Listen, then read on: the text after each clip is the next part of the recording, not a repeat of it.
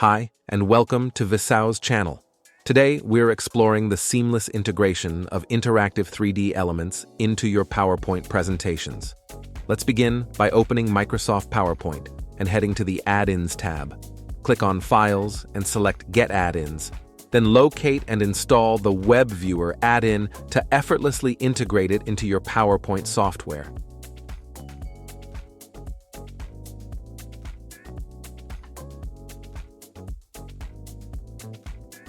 Once the Web Viewer extension is integrated, return to your presentation and identify the specific slide for the 3D viewer. In the Add-ins tab, find the Web Viewer under My Add-ins.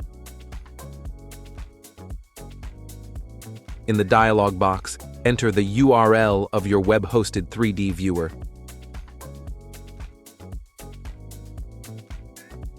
It's important that your 3D viewer is hosted on a separate URL, a process simplified by platforms like Visao's web platform.